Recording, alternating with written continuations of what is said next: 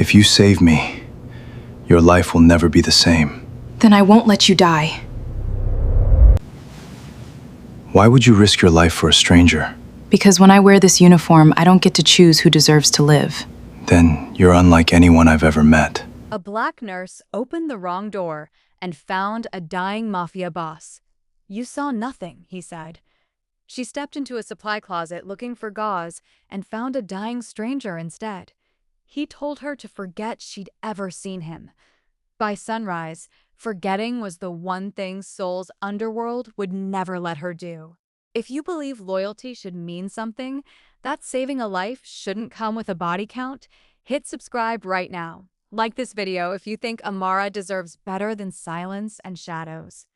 Only the two-faced, the traitors, and the fake friends skip the comment section.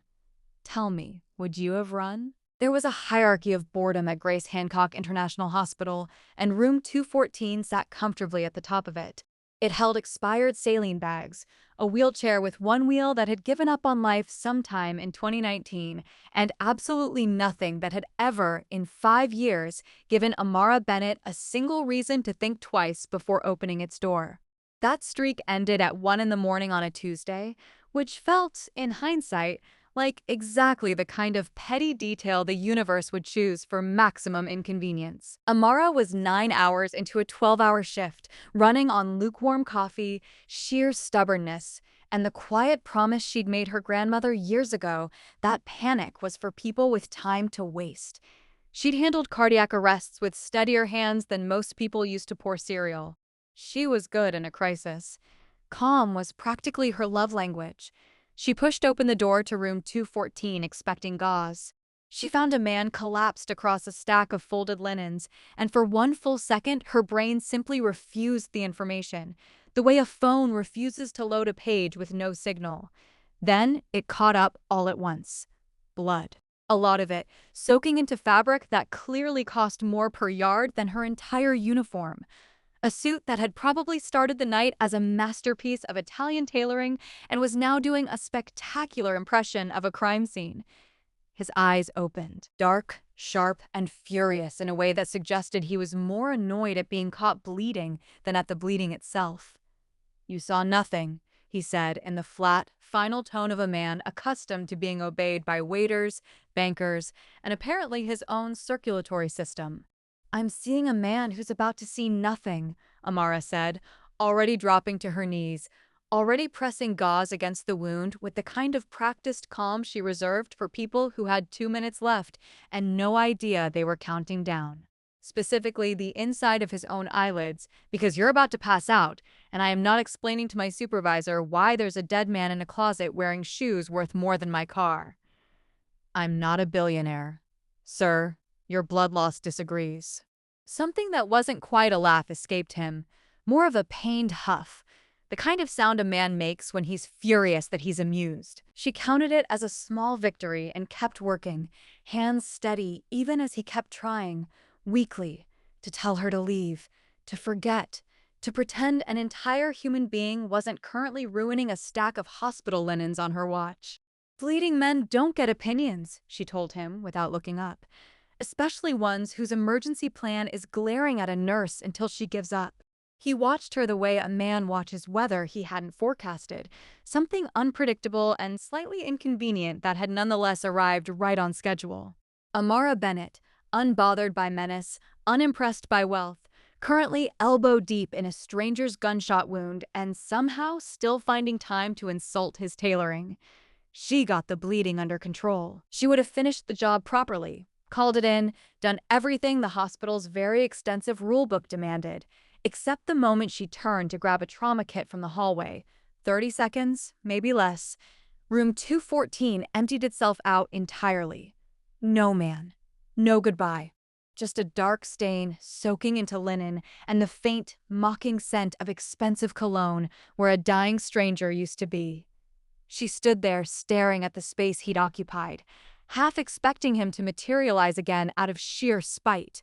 "You're welcome," she said to absolutely no one, which felt about right for how the rest of this was clearly going to go. She told herself it was over. A strange story for the break room, forgotten within a week, filed somewhere between the time a patient tried to leave with an IV pole and the time someone microwaved fish in the staff kitchen. It was not over. It was, in fact, spectacularly not over. In the specific way a woman in a horror movie hears something scratching in the walls and decides it's probably just the pipes. Because 2 nights later, walking home under streetlights that suddenly felt far too dim, Amara spotted a black SUV parked outside her building. Engine running, headlights dark, watching her the way a predator watches something it hasn't decided whether to eat yet. And she understood, with the sinking clarity of a woman realizing she'd made an extremely expensive mistake in a very small room, that the man in room 214 had been wrong. She hadn't seen nothing. She'd seen exactly enough to get herself killed. Amara had exactly one strategy for dealing with a black SUV parked outside her apartment at midnight, and that strategy was walking faster while pretending not to notice, which, in retrospect, was not so much a strategy as a mild form of denial with good posture. She made it inside without incident. She told herself that was a win. She locked the door, then the deadbolt, then, for reasons she refused to examine too closely, pushed a kitchen chair under the handle, which her rational brain informed her would stop absolutely nobody, and her irrational brain insisted was better than nothing. Sleep did not come easy. Sleep, as it turned out, had also seen the SUV. The messages started the next morning. No name attached, no number she recognized, just a single line glowing on her phone screen while she stood in her kitchen holding a mug of coffee she suddenly no longer wanted. "Stay quiet. This is for your own good." Amara stared at it for a long moment, torn between genuine fear and a strange, indignant urge to reply with a customer service complaint. Whoever wrote threat messages for the criminal underworld needed serious professional development. Tone. Warmth. A little empathy went a long way, even in extortion. She did not reply. She went to work instead, because Bills did not care about mysterious SUVs, and neither, apparently, did her supervisor, who scheduled her for another double without so much as a raised eyebrow at the dark circles under her eyes. It was during a rare, quiet stretch near the nurse's station that she finally heard the name, half-whispered between two coworkers over cold coffee, the way people whisper about earthquakes or ex-boyfriends who'd gone suspiciously quiet. Kang Sun-woo. Not just Mafia. The Mafia, the kind of man whose reputation preceded him into rooms he hadn't physically entered yet.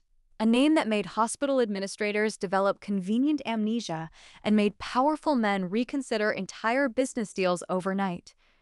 Amara nearly dropped her clipboard. She had spent 20 uninterrupted minutes with her hands inside that man's gunshot wound, lecturing him about his shoes.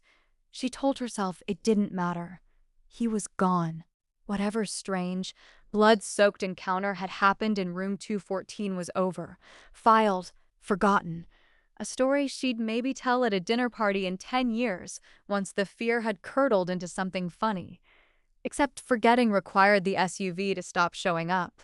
It didn't. 3 nights later, walking to her car after a closing shift, she noticed a man leaning against the hospital's outer wall, not doing anything as obvious as following her, just existing in her peripheral vision with the deliberate patience of someone paid very well to be patient.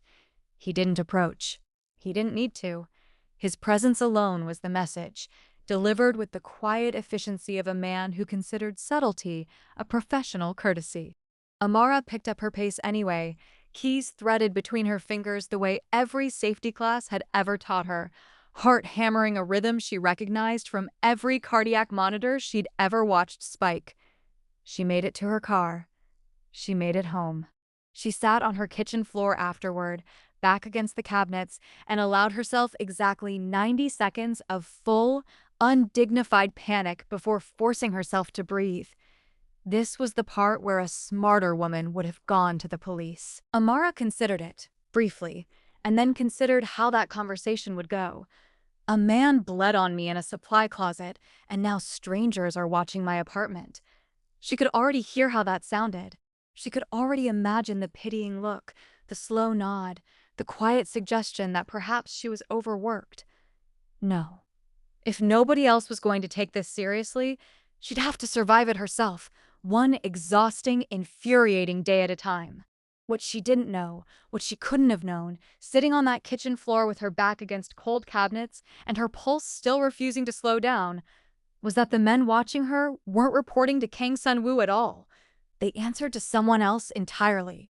Someone who smiled easily, spoke softly, and had spent years being trusted by exactly the kind of man who should have known better than to trust anyone. Someone who had arranged the ambush that put Sun-woo in that supply closet in the first place, and who had just realized, with growing unease, that the nurse who'd saved his life might have heard something she wasn't supposed to survive knowing. Amara wasn't being watched because of what she'd seen. She was being watched because of what she'd overheard and hadn't yet realized she remembered. Here's a fact Amara Bennett learned the hard way that week. Fear, given enough time, does not fade. It reorganizes. It moves into your apartment, rearranges your furniture, and starts paying rent. By day 4, she had memorized the exact spot where the black SUV parked, the exact model of the man who leaned against the hospital wall pretending not to watch her, and the exact number of seconds it took her heart rate to spike whenever her phone buzzed with an unknown number. She had, against every ounce of her own judgment, become an expert in her own surveillance. What she had not become was safe. The messages kept coming, each one a little less patient than the last. We know your schedule. We know your route home. Stay quiet, and this ends easily. Amara read that last one 3 times, mostly because easily felt like a deeply ominous word choice for people supposedly trying to reassure her. She started taking different routes home. She started checking the peephole before opening her door, checking it twice, actually, because paranoia, she was learning, did not respond well to reassurance the first time around. She stopped telling her coworkers the full story because the full story sounded, even to her own ears, like the setup to a bad joke. A nurse walks into a supply closet and doesn't walk out the same person. It was on the 5th night, exhausted, jumpy, and thoroughly done with pretending this was normal, that she came home to find her apartment door already unlocked. Amara stood frozen in the hallway for a long, ringing moment, weighing her options, none of which were good. Running felt smart. Running also felt like abandoning the only home she had, to people who had clearly already decided her privacy meant nothing to them. She pushed the door open. The apartment was empty, untouched, except for one thing sitting squarely in the middle of her kitchen table, a folded slip of paper, and beside it, an envelope of cash thick enough to make her stomach turn. The note was short. Forget what you heard. This is the last time we ask nicely. Forget what she'd heard, not what she'd seen, what she'd heard. Amara sat down slowly, staring at the note, running back through every second of that night in room 214. The blood, the panic, the man's furious dark eyes, his voice, low and clipped, snapping out words between labored breaths as she worked. She had been so focused on keeping him alive that she hadn't actually processed anything he'd said beyond the obvious threats. Except now, forced to think back, something surfaced. A name, muttered under his breath, barely audible. The kind of thing a dying man says out of instinct rather than intention. A name she hadn't even registered as important at the time. She didn't get the chance to chase the memory further because that was the exact moment her window slid open and Kang Sun-woo climbed through it like a man who had never once in his life considered using a door. You, Amara said, somewhere between fury and disbelief, have got to be kidding me. You're in danger, he said, ignoring the greeting entirely, dark eyes scanning the apartment with the efficiency of a man checking for threats out of pure habit. Oh, I'm aware. I've had a lovely week of black cars and threatening notes to help me figure that out. He glanced at the note on the table, jaw tightening. They came here. They left cash and a very rude suggestion. 10 out of 10 hospitality. Sun-woo's expression didn't crack a smile this time. If anything, it hardened further, the look of a man doing math he didn't like the answer to. This isn't a warning anymore, he said. This is them deciding whether you're worth killing. Amara felt the floor tilt slightly beneath her, though she suspected that had less to do with balance and more to do with the very casual way he'd just said the word killing, as if discussing weather. "And you're here because," she pressed, arms crossed, refusing to let him see just how much her hands were shaking. "What? Guilty conscience? Customer satisfaction survey?" "Because you know something," he said quietly, "that even I didn't realize you knew. Something that makes you more dangerous to them than I am." Reflect for a moment. If a stranger's silence was the only thing standing between you and people who valued loyalty above your actual life, would you trust him or run? Drop your answer below, because Amara was about to have to choose, and not everyone watching her door tonight wished her well. "Then start talking," Amara said, "because apparently I'm already in this deep." Sunwoo studied her for a long moment, something unreadable passing behind his eyes, before he finally spoke. "The night you saved me," he said, "I wasn't ambushed by a rival family." "Then who?" "Someone inside my own. Someone inside my own." The words sat in the room like a fourth person, uninvited, refusing to leave. Amara studied Sunwoo, waiting for the punchline, the part where he admitted he was exaggerating, testing her, being dramatic in the specific way rich, dangerous men seemed constitutionally incapable of avoiding. The punchline never came. His face stayed carved from the same grim stone it had been since he climbed through her window, like gravity was a suggestion rather than a rule. "Someone you trust," she said slowly, "tried to have you killed." "Someone everyone trusts," he corrected, "which is precisely why it worked." Comforting. Truly. 10 out of 10 organizational culture. He almost smiled at that.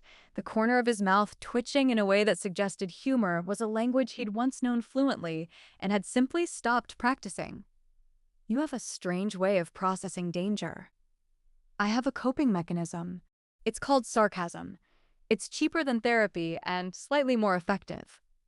Sunwoo moved further into the apartment, scanning the windows again with the restless precision of a man who trusted locks about as much as he trusted people, which was to say, not at all. "The man who arranged the ambush," he said, "has spent a decade building loyalty, smiling at the right moments, remembering people's birthdays. He is, by every measure my organization uses, the second most trustworthy man I know." "And the first?" "Myself. Which should tell you how badly that metric has failed me." Amara almost laughed, despite everything, despite the note still sitting on her table like a live wire. There was something darkly funny about a mafia boss admitting his entire trust system had the structural integrity of wet cardboard. "So what?" she said. "He shot you, and now he's cleaning up loose ends. Meaning me." "Meaning you," Sunwoo confirmed, "said something to me that night. Something I don't fully remember, because I was, as you so generously reminded me, 2 minutes from unconsciousness. But you were there. You heard it. And whatever it was, it's enough that he's willing to risk exposing himself just to make sure it disappears with you." Amara pressed her fingers against her temple, trying again to chase down the fragment of memory that had surfaced earlier. A name muttered under labored breath, gone as quickly as it appeared, slippery as a held breath underwater. "I don't remember a name," she admitted. "Not clearly. Just pieces. You said something while I was working. I wasn't exactly taking notes. I was a little busy keeping you from dying on my scrubs." "Try," he said, and for the first time, there was something almost pleading beneath the command in his voice, a crack in the composure he clearly wore like armor. She closed her eyes, forcing herself back into that room. The smell of blood and expensive cologne, the panic in her own chest, his voice, rough, uneven, words slipping out between breaths he could barely hold on to. "You said a name," she said slowly, eyes still closed. "Something short, 2 syllables. You said it like you couldn't believe it yourself. Like saying it out loud hurt more than the wound did." Sunwoo went very still. "That's it," she said, opening her eyes. "That's all I've got. I'm sorry. I was a little preoccupied with your circulatory system at the time. It's enough, he said quietly. It confirms what I suspected. You didn't just witness an ambush. You heard me name my own executioner before I even realized I knew who he was. The weight of that settled over the room. Amara understood, with sudden and unwelcome clarity, why cash and polite notes had escalated to a man climbing through her window in the middle of the night. She wasn't collateral damage. She was the only living record of a truth someone had killed to bury. "So what happens now?" she asked. "Do I just wait around for the next black SUV? Or is there a plan somewhere in that very expensive suit of yours?" "Now," Sunwoo said, moving toward the door, checking the street below through a gap in the curtains with practiced caution. "You come with me." "Absolutely not. They already broke into your apartment once. Next time, they won't leave a note." Amara opened her mouth to argue and found, infuriatingly, that she didn't have one. Every instinct that had kept her alive through years of chaotic shifts and impossible cases was telling her the same uncomfortable thing. Staying here was no longer safe. Whether trusting him was smart remained an entirely different question. One she suspected she wouldn't get an honest answer to until it was already too late to change her mind. Amara had exactly 4 minutes to decide whether she trusted a mafia boss more than she trusted her own front door, and she spent every single one of them arguing about it out loud, because apparently that was who she was under pressure. "This is insane," she said, grabbing a jacket off the back of a chair with hands that hadn't fully stopped shaking. This is the part of the movie where the audience yells at the screen because the woman is about to do the exact wrong thing. "Then don't do the wrong thing," Sunwoo said, still watching the street from behind the curtain, voice maddeningly calm for a man who'd climbed through a window 20 minutes ago. "Do the smart one. Come with me." "Forgive me if I don't fully trust the judgment of a man who got shot in a supply closet." "I got shot," he said, turning to look at her fully for the first time since he'd arrived, "because I trusted the wrong person. That's not a flaw in my judgment. That's proof I'm capable of correcting it." It was, annoyingly, a decent argument. Amara hated that it was a decent argument. She hated more that some small, exhausted part of her, the part that had spent 5 sleepless nights jumping at every car door slamming outside, actually wanted to believe him. She grabbed her bag. She grabbed her keys. She did not, under any circumstances, grab the envelope of cash still sitting on her kitchen table, because taking that felt like signing something she hadn't read the fine print on. "If this is a trap," she said, following him toward the fire escape instead of the front door, because apparently doors were beneath him, "I want it on record that I saved your life for free, and getting murdered afterward is extremely poor payment." "Noted," he said, and for the first time since she'd met him, dying or otherwise, there was something almost like amusement in his voice. The city at that hour had a strange, hollowed-out quality, streets glowing under sodium lights, the occasional distant siren doing nothing to make her feel better. Sunwoo moved through it like he'd memorized every shadow personally, cutting through an alley, doubling back once, checking reflections in shop windows with a paranoia that would have seemed excessive if Amara hadn't spent the last week developing an identical habit of her own. They ended up 3 blocks over in front of a car so plain and unremarkable it practically screamed money. The specific kind of vehicle that cost more precisely because it looked like it didn't. "This is your idea of subtle," Amara said, sliding into the passenger seat despite every reasonable objection. Her brain was still filing in real time. "Subtle is relative when the alternative is a man tracking your location through your phone." Amara froze halfway through buckling her seatbelt. "My phone. Turn it off. Now, ideally, before we've gone another block."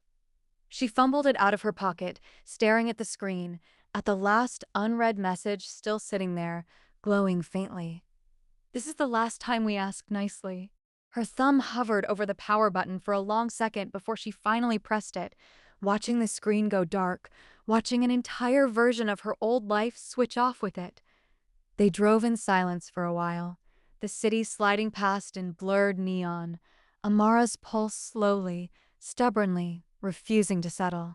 She stole glances at Sunwoo when she thought he wasn't looking, cataloging him the way she'd catalog an unfamiliar patient, the tightness around his jaw, the careful way he favored his left side, still healing from a wound she'd personally stitched shut with her own 2 hands. The occasional flicker of something almost human behind the controlled, dangerous exterior he clearly worked very hard to maintain. "Why me?" she finally asked, breaking the silence. "You could have disappeared that night, vanished, healed somewhere private, forgotten I existed. Instead, you're here, playing bodyguard to a nurse who yelled at you about your shoes." Sunwoo kept his eyes on the road, jaw tight. "Because you didn't run." "That's it? That's the whole reason?" "You should understand," he said, voice quieter now, stripped of its usual clipped authority, "that in my world, everyone runs. Or worse, everyone smiles at you while planning your funeral. You did neither. You yelled at me instead. You called me an idiot while saving my life.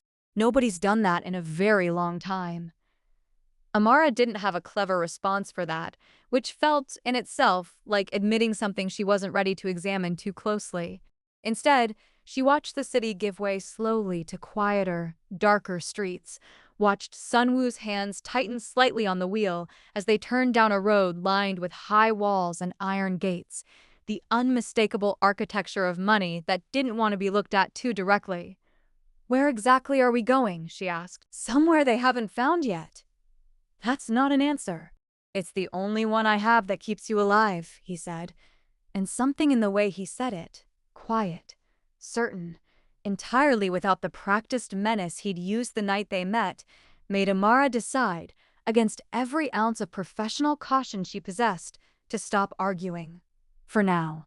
Behind them, unnoticed in the dark, a second car pulled quietly out from a side street, headlights off, keeping just enough distance to stay invisible.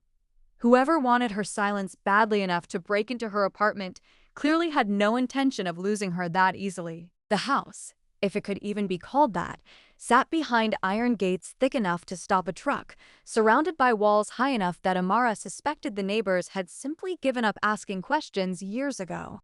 It was the kind of property that didn't announce wealth so much as whisper it, quietly, the way people with real money always did, because apparently screaming about it was for amateurs. "You live here," she said, stepping out of the car, craning her neck at the sheer, unnecessary size of the place. "Or is this just where you keep the bodies?" "Both, occasionally," Sunwoo said, and for one horrifying second, she wasn't entirely sure he was joking. Inside, the house was quiet in a way that felt engineered rather than accidental. Thick carpets swallowing footsteps, low lighting that made everything look like it belonged in a magazine nobody could afford to subscribe to. A woman appeared almost immediately, sharp-eyed, silent, sizing Amara up with the efficiency of someone whose entire job depended on knowing exactly who belonged and who didn't. "This is Jiwoo," Sunwoo said. "She runs the house. She'll get you anything you need."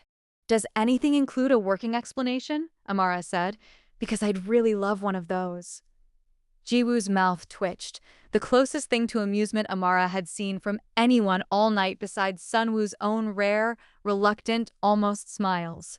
"I like her," Jiwoo said simply, before disappearing down a hallway, leaving Amara alone with a man she'd met exactly 1 week and 1 gunshot wound ago. They ended up in a study lined with more books than Amara suspected he'd actually read, the kind of room built to look intellectual rather than to be used for anything as mundane as reading.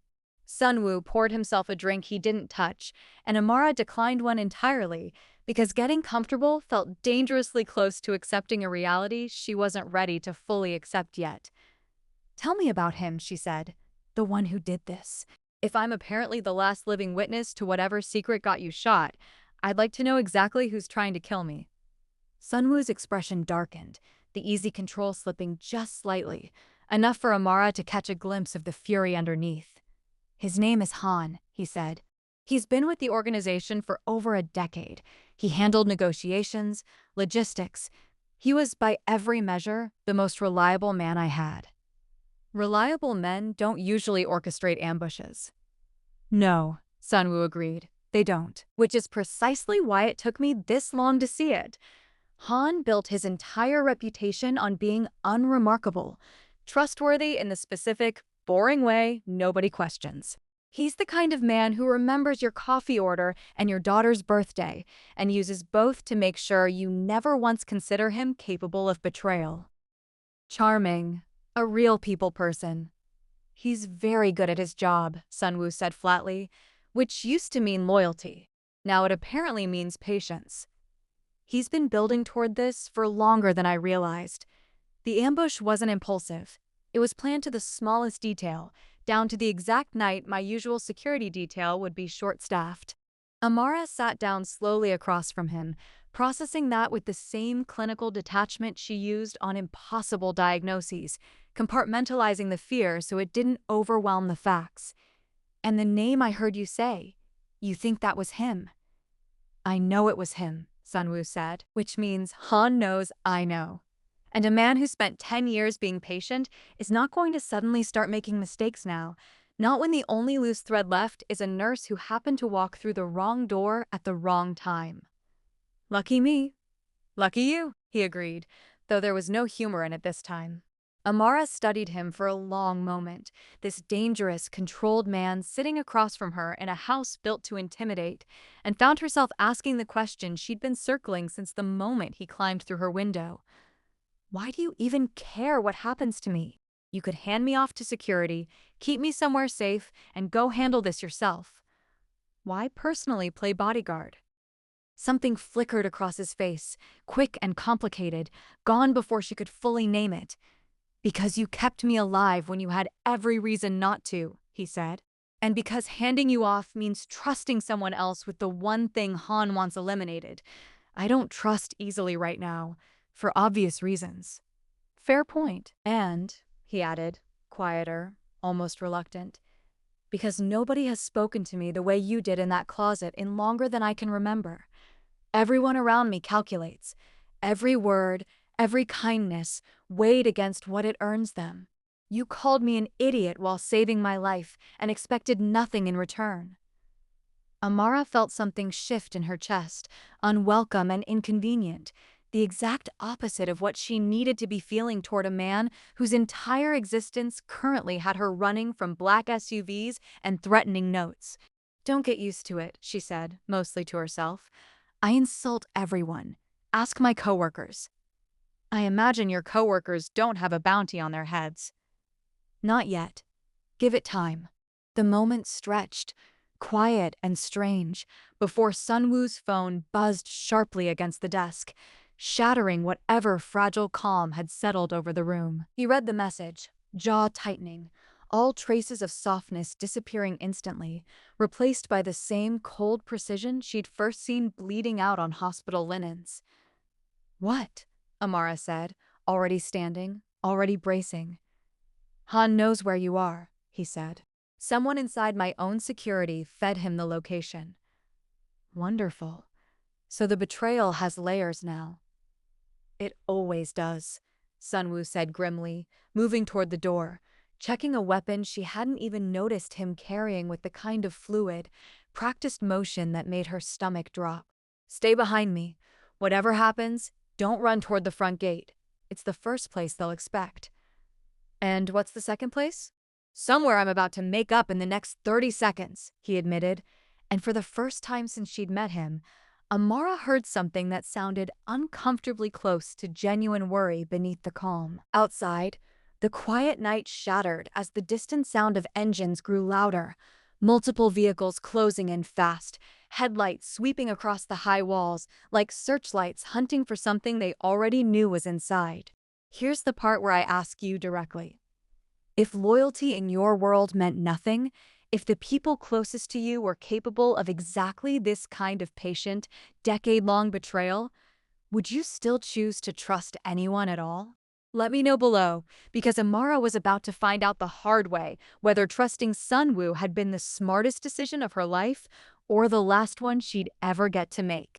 Sunwoo grabbed her hand, pulling her toward a hidden door behind the bookshelf she hadn't even noticed, dark and narrow and smelling faintly of dust and old stone. Trust me, he said. Just a little longer. Amara didn't have time to argue. The front gate splintered open behind them, and the house that had felt, for one brief, foolish moment, like safety, became exactly what everywhere else in her life had become over the last week: a target. The hidden passage smelled like dust and old stone, and Amara decided, somewhere in the pitch black of it, that she would never again complain about supply closets, because at least those had lighting.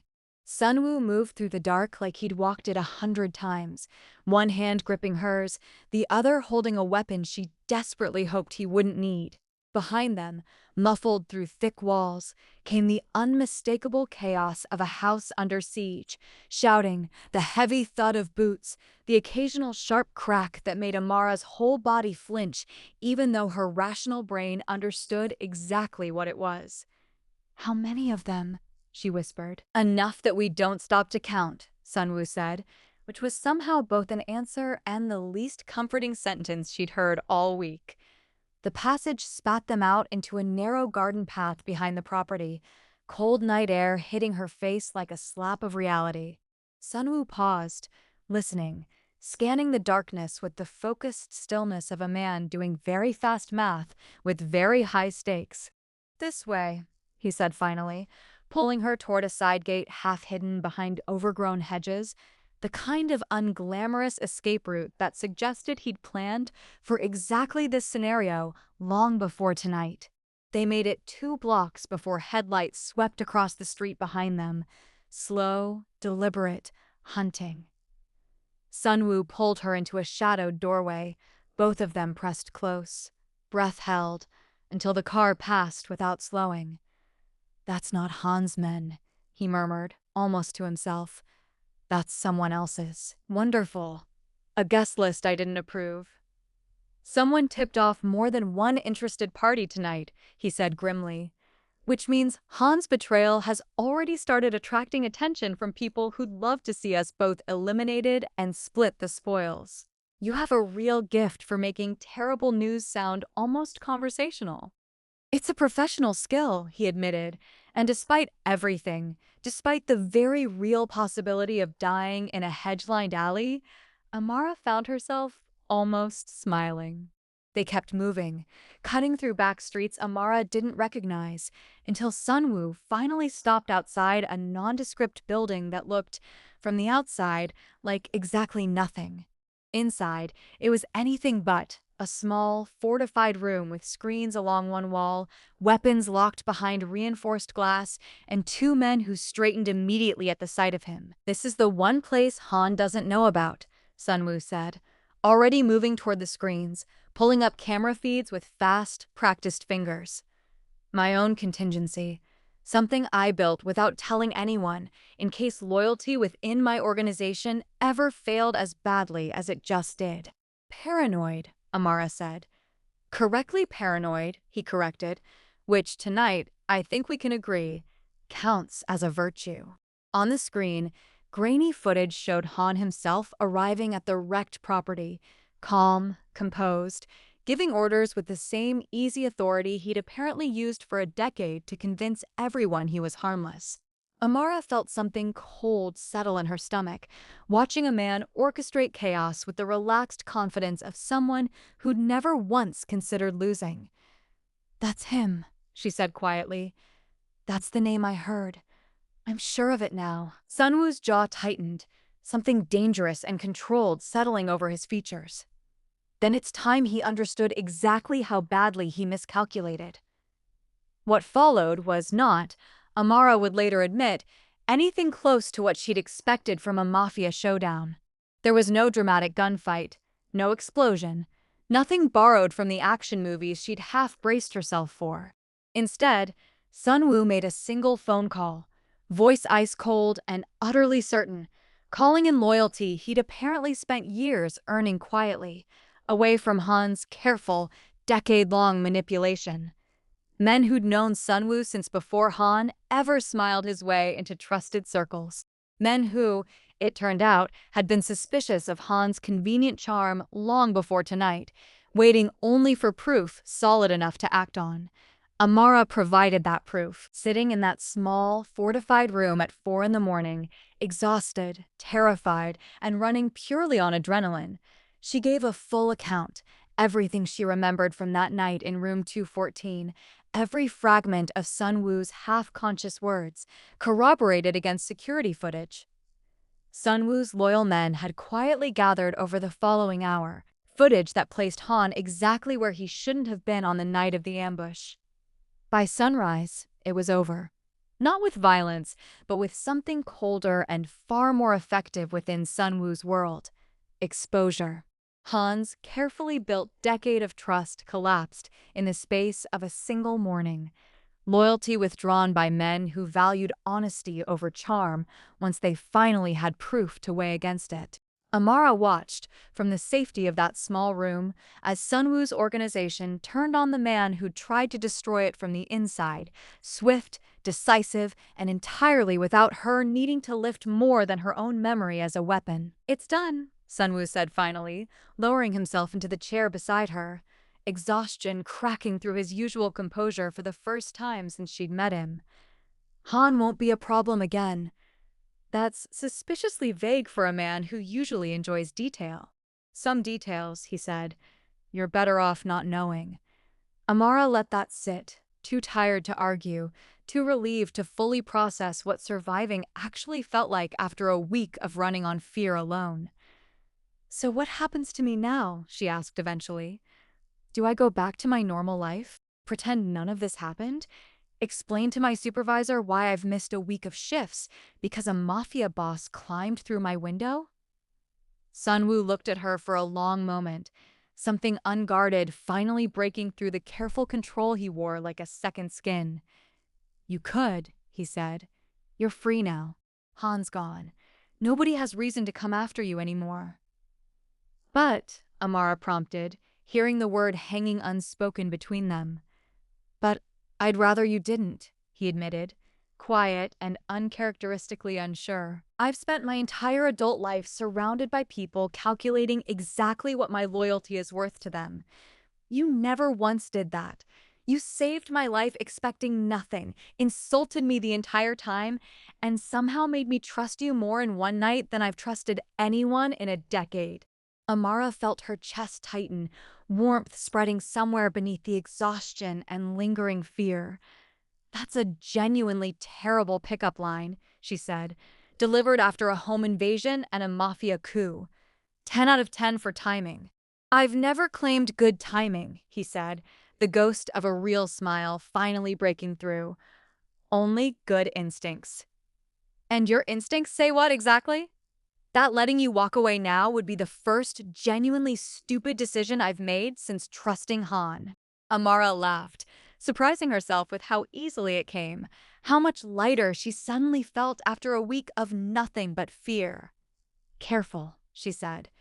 "Careless comparisons like that, and I might actually start believing you mean it." "I do," Sun Woo said simply. No games left in his voice, nothing but quiet, certain honesty. Outside, the sun was fully up now, spilling gold across a city that had spent the last week trying to kill her, now looking almost peaceful in the early light. Amara Bennett, nurse, sarcastic disaster magnet, and apparently the last honest person in an entire criminal underworld, found herself smiling despite everything, sitting beside a dangerous man who'd once told her, quite firmly, that she'd seen nothing. She'd seen everything, actually. Betrayal, loyalty, fear, and something unexpectedly close to hope on the other side of it. And for the first time in a very long week, that didn't feel like something worth running from at all.